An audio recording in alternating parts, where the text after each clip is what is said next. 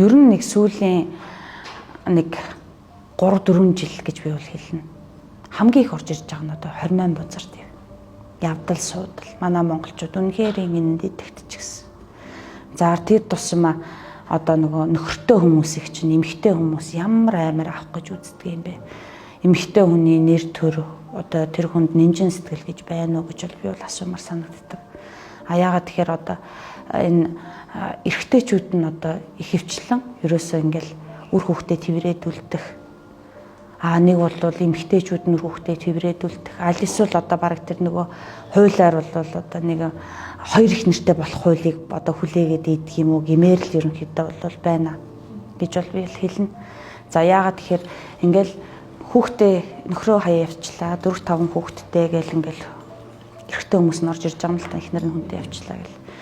Тэгээд ингээд харахад нөгөө нэг эрэгтэй хүн чинь бол бас нэг эмэгтэй хүнийг бодвол нэг арай ондоо штэ.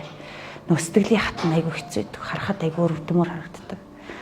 За аль эсвэл одоо эмэгтэйчүүд нь те ингээл манай хүн ингээд хүнтэй явчлаа. За нөгөө хүнтэй явсан чинь эхнэр нь тэр явлдаж байгаа хүүхэд нь баг эхнэр шиг намайг орж ирж зодож байна. Намайг ингээд загинж जैन цогч जैन тийм ээ ингээд цагдаас сэргийлэхээр явахаар үнэхэрийн хууль нь үнэхэр хэцүү байна. Яг ингээд нөгөө тижээш тэтгэгч байт юм уу иймэрхүү асуудал дээр пункт өргөөхөө болчлоо. Гэл ингээд айгүй их нөгөө нэг ийм хүмүүс юм бол айгүй хандж байна.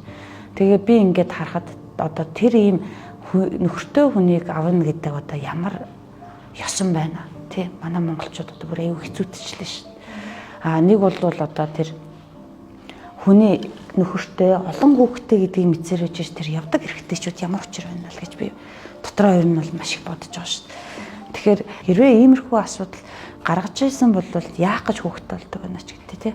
Би хэдий ингээд донгод ингээд залаад ингээд явж байгаа хүн ч гэсэн бас нөгөө хүн талаасаа харахад бол манай Монголын одоо энэ нийгэм ер нь жоохон их доройтолд орчихсон хүмүүсийн ухамсар нэг нэгнтэй хандж байгаа хандлага айгүй хэцүү болсон байна л гэж үл хараад байгаа.